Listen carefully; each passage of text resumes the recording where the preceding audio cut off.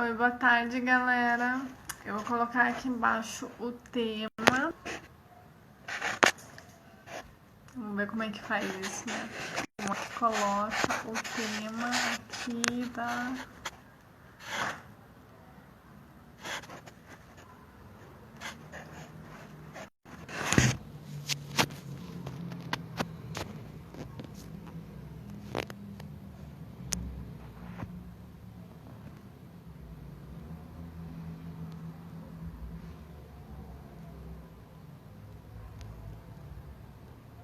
Oi, Lene.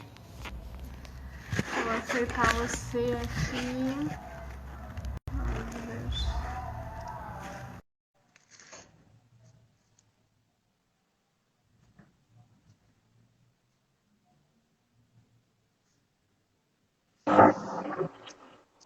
Oi, Lene, tudo Oi, bom? tudo bem? Olê, tudo bem, e você? Eu me conectei aqui, tem uns 3 minutos, que geralmente eu entro para falar com a galera, agora começaram a chegar. Então, assim, eu tive um pessoal que me perguntou por que eu escolhi esse tema, né, de dar comida da terra para a mesa. Então, eu queria falar um pouquinho, né, da história, porque a gente sabe que hoje em dia as pessoas se preocupam cada vez mais com a alimentação e a procedência do que está se alimentando. E isso, na minha vida, veio desde cedo. Assim, meus avós eram agricultores, meus avós maternos agricultores de subsistência.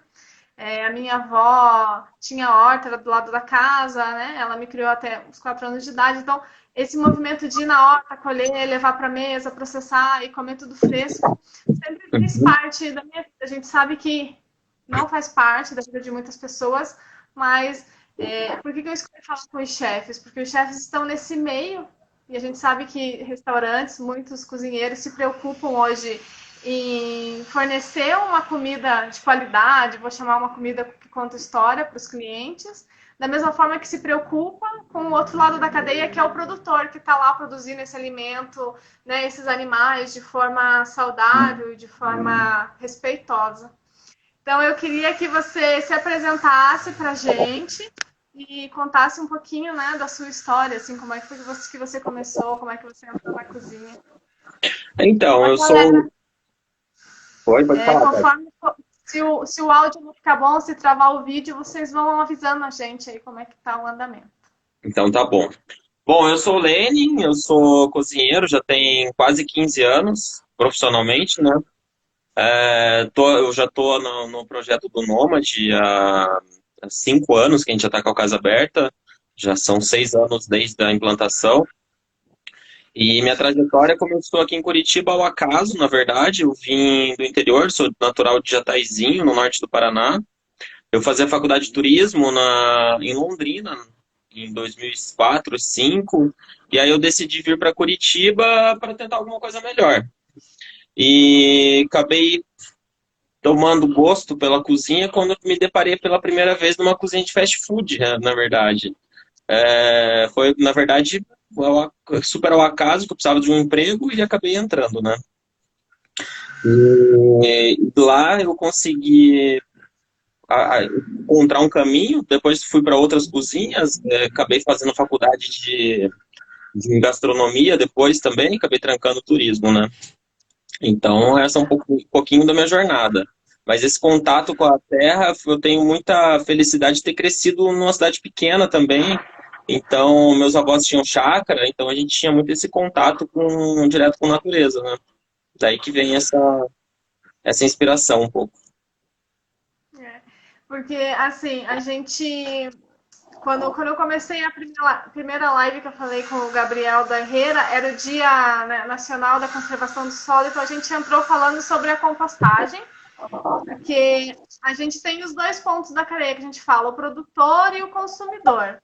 Uhum, Mas a ponta, ela é mais, ela vai um pouco além, né? Ela vai do destino do resíduo orgânico, seja ele doméstico, seja ele do restaurante, e como que isso é destinado. Então, a gente sabe que na cidade de Curitiba hoje não existe uma política pública, sim. a gente não tem uma destinação correta do resíduo orgânico, Então, cabe a gente, muitas vezes, fazer a compostagem doméstica e dar conta da maneira que a gente pode, da quantidade que a gente pode.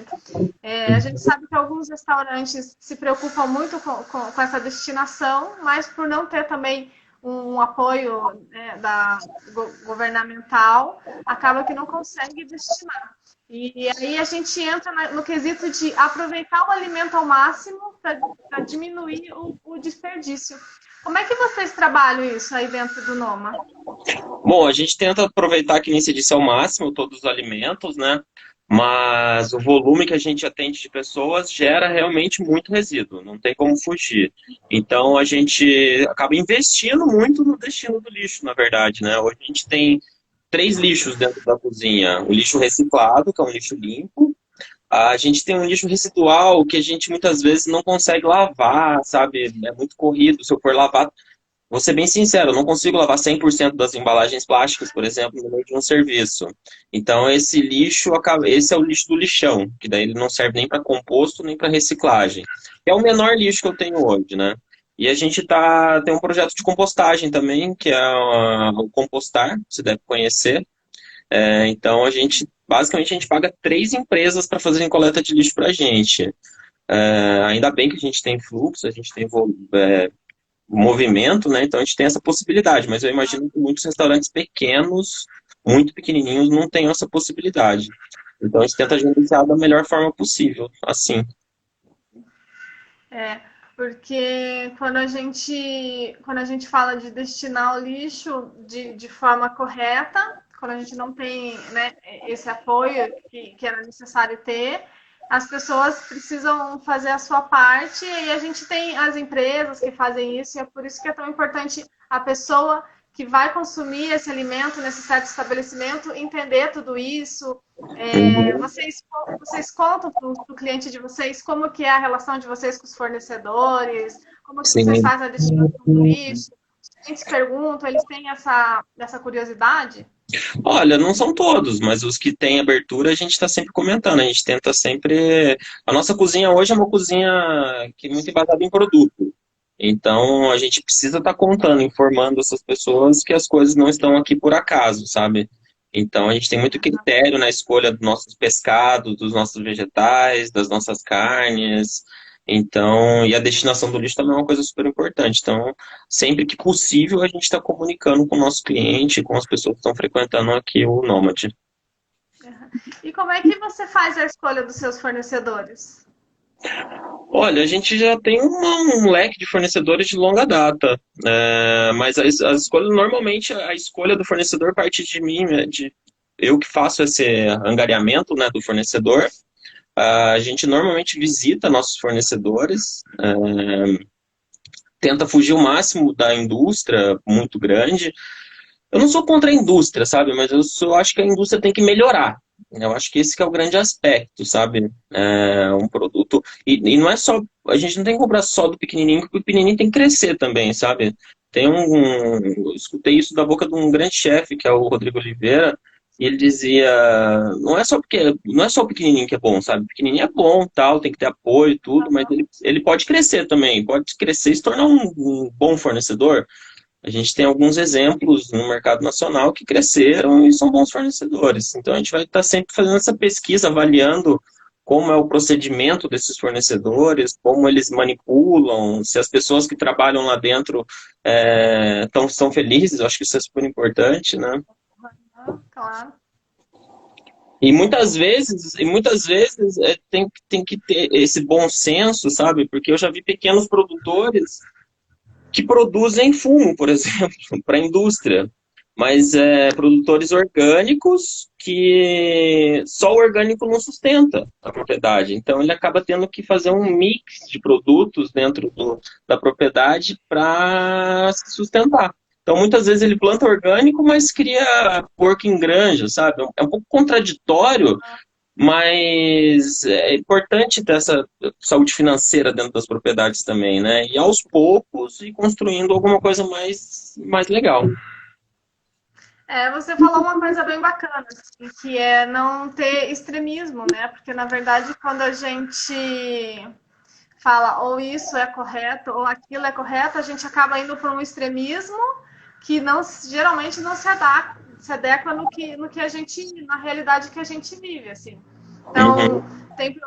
tem produtor orgânico que produz orgânico, mas que não tem certificação, e essa é a É, questão de você saber como que aquilo é produzido, como que as pessoas trabalham naquele ambiente, porque você está servindo um produto de qualidade, mas que não tem o selo de orgânico. Então, hoje a gente vê aí uma movimentação de produto agroecológico, de sim. produtores que produzem de uma maneira consciente, mas que não têm o selo de orgânicos. Porque a gente também sabe que o selo de orgânico muitas vezes não significa nada, principalmente quando a gente está dentro de uma certificadora certificadora que eles vão lá uma vez por ano e olham a propriedade. Então, por isso que aproximar o produtor do consumidor é uma forma de valorizar o produtor e não só valorizar o produtor através daquele selo que ele tem. E aí Exato. que eu digo, aí que eu vou puxar agora a sardinha para a agricultura urbana, porque a agricultura urbana ela não pode ser certificada como orgânica, mas a gente também, se a gente for ver do lado de não consumir agrotóxicos, ela é uma agricultura orgânica porque a gente não pode usar nenhum tipo de insumo dentro da cidade. A gente Uhum. tinha a liberação aí do glifosato, né, que a galera usava na grama, mas para quem tem horta tem que produzir de maneira orgânica, sem nenhum tipo de agrotóxico. A prefeitura, a gente sabe que tá movimentando vários projetos, agora aí, né, com essa questão da quarentena, provavelmente eles vão postergar aí o lançamento da Fazenda Urbana e Sim. o projeto que tem lá no Tatuquara, agora que eles vão aumentar aquela questão de produção para comercialização, que hoje tem a Horta do Chefe. Você participa desse projeto? Eu participo sim. A gente faz um projeto também com eles, lá com a Lenita, no Santa Rita, né?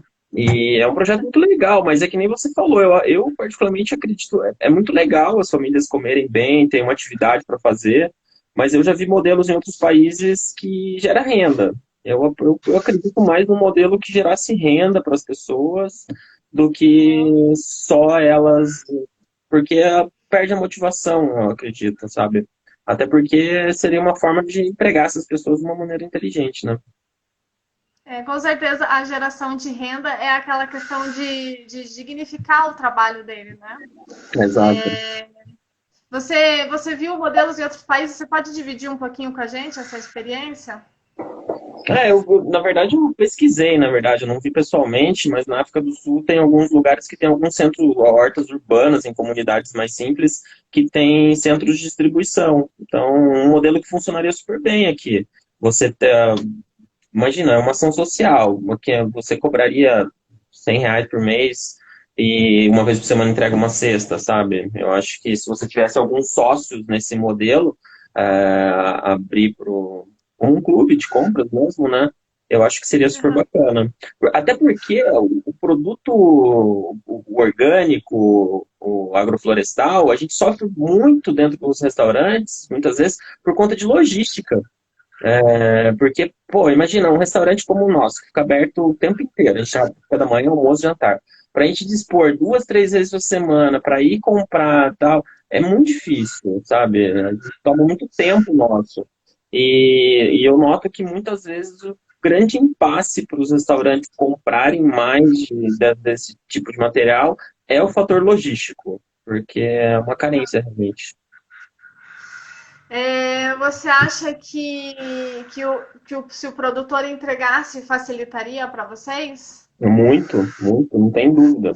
A gente estava com um Uhum. projeto agora de alguns produtores de São João do Triunfo que estavam entregando para a gente. Mas daí, como é um pouco longe e o volume de venda estava baixo, acabou não dando certo, sabe? Então a gente acaba tendo que ir no passeio público, a gente tem que ir na horta do chefe, a gente tem que ir a campo realmente, sabe? É legal, é gostoso ir a campo, né? Mas muitas vezes falta tempo. Sim. Essa questão da logística do orgânico, assim, é algo que já vem de longa data. Eu prestei consultoria para um grupo de orgânicos de Campo Largo de eu engravidar. E era sempre essa questão, né? Porque, tipo, escutando você, eu vejo que o pessoal quer comprar. E quando eu escutava eles, era a mesma coisa, tipo, a gente não consegue encontrar quem quer comprar. Uhum, Então eu vejo que acontece uma dificuldade de comunicação, assim, né?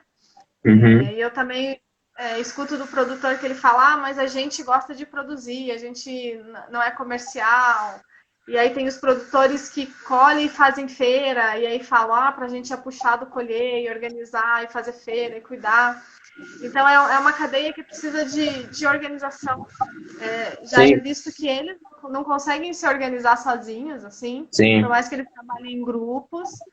E, enfim, a gente poderia conversar sobre isso assim durante horas, porque quando a gente escuta os dois lados, a gente sempre escuta o que um precisa, o que o outro precisa, mas a conversa para se alinhar realmente acaba que não acontece assim. Eu Uma acho que. da Então, mas se alguém tivesse uma ideia por exemplo, desenvolver um grupo de produtores, desenvolver uma logística para esses produtores, atender os restaurantes, seria muito inteligente. Porque muitas vezes um produtor, ele tem um case pequeno de produto, sabe? Daí a gente tem que ter alguns produtores para atender a gente. E são pouquíssimos restaurantes que nem eu te disse antes, que consegue ir até o produtor comprar dele, sabe? Que vai ter um carro disponível, uma pessoa disponível. É muito difícil isso acontecer, sabe? São casos muito pontuais que conseguem fazer isso. é, porque, na verdade, quando a gente fala dos produtores, geralmente é isso. Eles são pequenos, então eles precisam se unir, produzir, cada um produzir um pouco. E essa questão tipo, de se organizar, de um pegar, passar na propriedade do outro e fazer essa entrega seria interessante, assim. Uhum. Eu, particularmente, não consigo, hoje, né, assim, da experiência que eu tenho, eu não consigo ver eles se organizando sozinhos. Acho que isso teria que partir realmente acho que de uma política pública, de organizar uma cooperativa sem que eles tenham que deixar o que eles estão fazendo no campo para organizar e para É divulgar. exatamente isso. Ele não pode ficar saindo do campo, assim como a gente não pode ficar saindo da cozinha. Então, teria que ter esse meio campo. Alguém tinha que orquestrar esse meio campo para os restaurantes terem mais acesso a produtos de qualidade, né? Isso a gente acaba cai no Ceasa, não tem jeito, né? Daí acaba vindo produto do Brasil inteiro, né? No centro de distribuição. Não acho que é o fim do mundo tá comprando no Ceasa também, sabe? Não tem problema, mas a gente precisa equalizar isso aí, né? É claro, porque quando a gente. E aí o que acontece? A gente tem atravessadores, que no Seattle a gente vê muitos atravessadores, mas que de alguma forma também não conseguem entregar algo de qualidade, não conseguem trazer algo que muitas vezes o produtor chega ali, entrega, e daí tem toda essa questão das perdas também que acontece na logística. Uhum, É, é um campo complexo, assim, que eu acho que tem muito que crescer. A gente vê alguns modelos fora, né?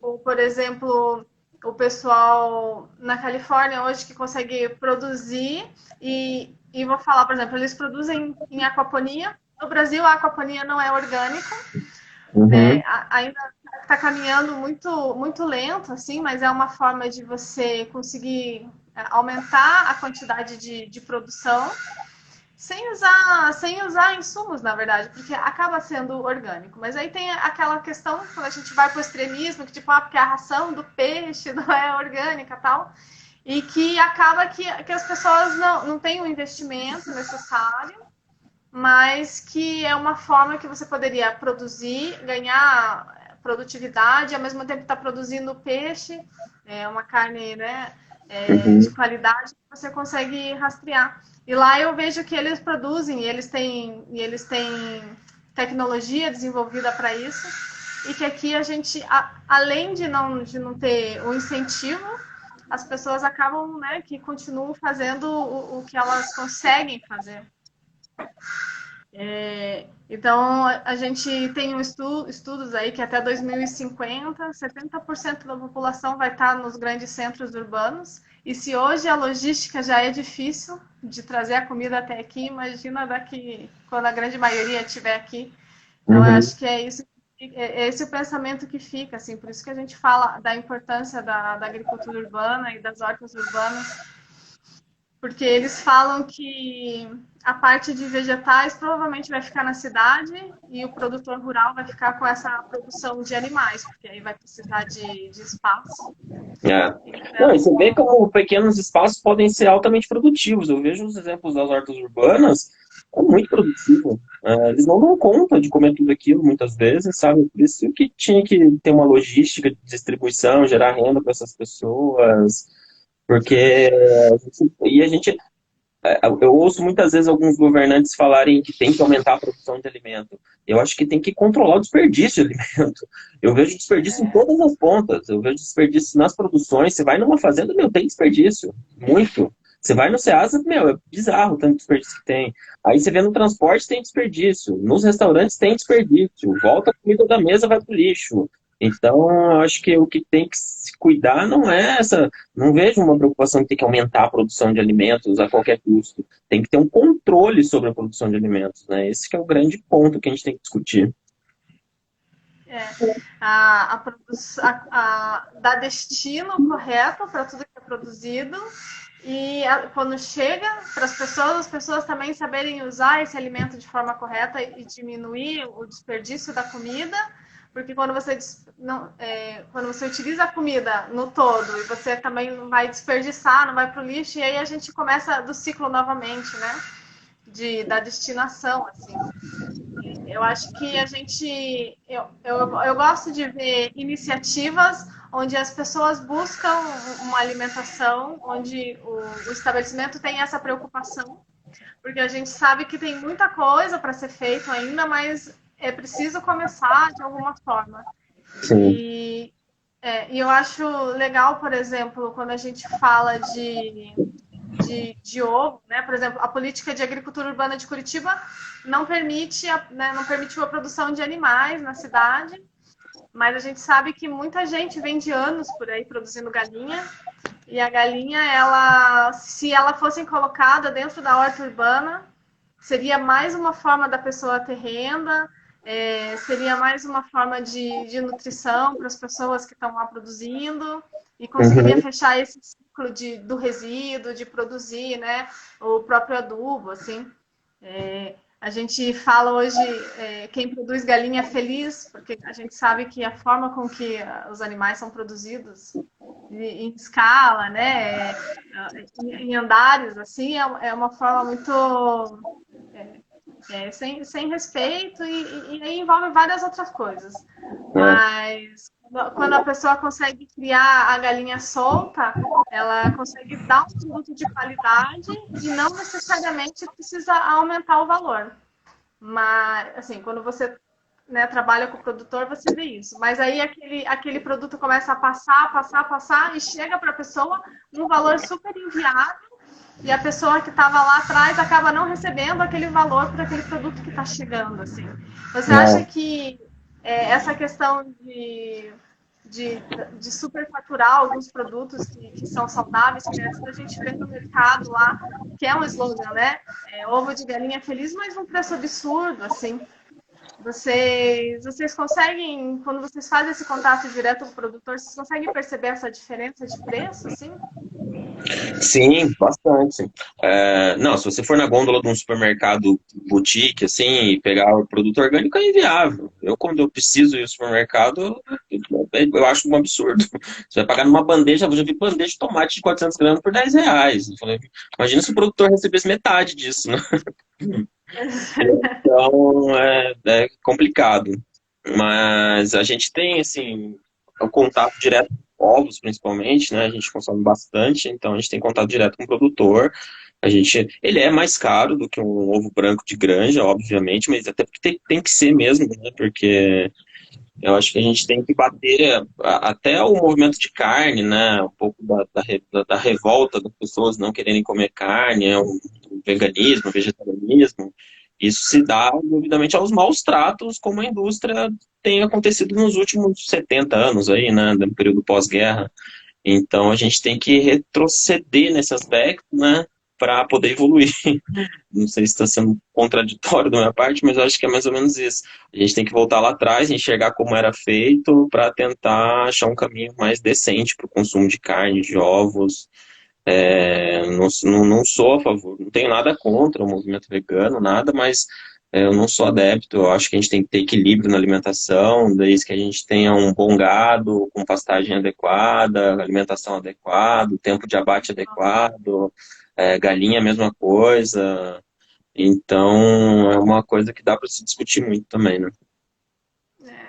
E é isso que eu gosto de trazer, é exatamente isso, assim, quando a gente foge do extremismo, quando a gente fala, vamos parar de consumir carne, vamos parar de consumir produtos animais, a gente acaba não lembrando que lá na ponta da cadeia tem famílias, tem produtores, tem pessoas que vivem disso, que produzem isso a vida inteira, que não saberiam, né? Imagina, se todo mundo parasse de comer, sei lá, quantas famílias de produtores familiares produzem mel, se todo mundo parasse de consumir mel, quantas pessoas ficariam sem saber o que fazer, sem saber o que produzir? Então, acho que tem toda essa Os discussão, próprios né? laticínios, né? Pô, a gente viu uma evolução. Eu visitei algumas propriedades de laticínio em São Paulo, lá eu notei uma evolução muito grande, né? Porque o preço do leite para eles venderem acabou ficando inviável produzir, porque a indústria pagava muito pouco no leite. Então você teve uma gama de propriedades que começaram a produzir laticínios, derivados, né? Queijos. Então hoje você já encontra queijos fantásticos e deram vida para essas propriedades, né? Porque aí você consegue vender um quilo de um queijo a R$ 100. E vale, porque é É, muito bom. e passaram por uma crise de achar que quase não conseguiriam mais sobreviver daquilo para poder se reinventar, né? E se Exatamente. reinventar com um produto de qualidade e, quem sabe, né, pressionar as pessoas, as empresas que compram o produto, né, natura a começar a valorizar um pouco mais também o produtor. Porque a Uhum. gente tem isso no laticínio, mas a gente tem isso também na produção de frango, na produção de porcos, que se a pessoa não vai lá, esqueci como é que funciona o nome, não é associação, mas se ele não coloca a produção dele à disposição daquela empresa, acaba que ele não consegue vender. E isso Uhum. também é uma questão da. Por isso que é tão importante a gente falar se você sabe de onde você está vindo o seu alimento, porque tem isso, o produtor está lá, produz e acaba que não recebe todo o trabalho que teve, mas de certa forma é uma maneira dele ter renda, se não for a renda principal, é uma maneira dele aumentar a renda dele também. Uhum. Lene, a gente está chegando aqui, indo para os nossos finais agora da conversa. Aí eu queria saber se você quer deixar algum recado para a galera, algum pensamento aí para o pessoal refletir sobre. Mas você sabe que a gente está. Alguma receita. Não, assim, meu segmento está passando por um caos, né? Assim, os restaurantes não tá um colapso realmente em tudo, mas os restaurantes realmente muita gente vai fechar, não tem o que fazer, né? Uhum. Porque, bom, a gente sabe já do que está acontecendo, né? Mas um ponto positivo de tudo isso que eu enxergo é a reconexão das pessoas com o cozinhar. Então, eu acho que isso foi uma coisa legal que aconteceu no meio dessa bagunça toda, sabe? Tenho visto diversas pessoas cozinhando, gente que nunca cozinhava, gente que voltou a cozinhar. Então, essa reconexão com o alimento, eu acho que tem sido muito legal, muito válido. E espero que todos continuem. E valorizar o comércio local, né? Eu acho que o grande recado é esse, seja um artista de uma cerâmica, um artista de uma indústria têxtil, uma pequena indústria têxtil, nossos agricultores. Eu acho que essa proximidade com o local, saber de onde está vindo, saber o que está consumindo, eu acho que tem sido uma grande lição no meio de tudo isso. E saber que você está deixando o seu dinheiro para girar aquele lugar onde você vive, né? Essa questão do alimento é muito bacana porque a gente sabe que o alimento ele reúne as pessoas.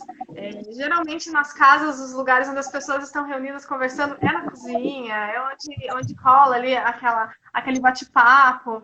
Sabe que Uhum. eu vou dividir uma história que eu fui casada com Caiçara durante uns anos, do litoral sul de São Paulo.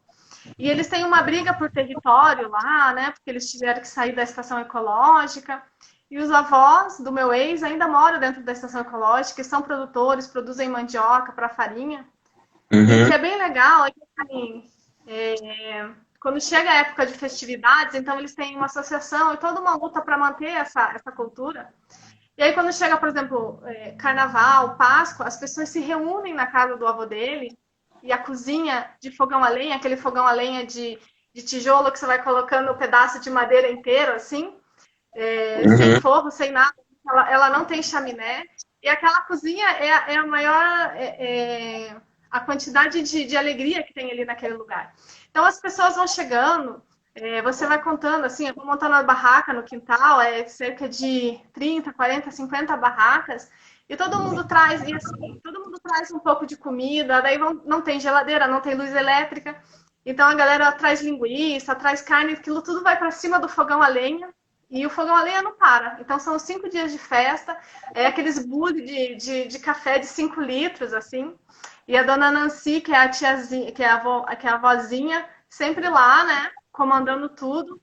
E as coisas fluem assim, ó, tipo, não tem ninguém comandando nada, mas o pessoal vai chegando naquela mesa de 10 lugares, vai comendo, vai tomando café de manhã, e daí um vai pra praia, outro vai pescar, outro vai pra cachoeira. Aí quando vai chegando o momento do almoço, o pessoal vai voltando aos poucos, aí um traz peixe, outro, né, foram lá, pegaram o siri, e aquilo vai acontecendo e todo mundo vai chegando, já vai limpando, já vai passando, um já vai fritando, daí o outro já cozinha um pedaço, e quem vai chegando vai comendo, o pessoal vai levantando da mesa, cada um lava o seu prato, não tem acúmulo de louça, e é tudo tão lindo assim.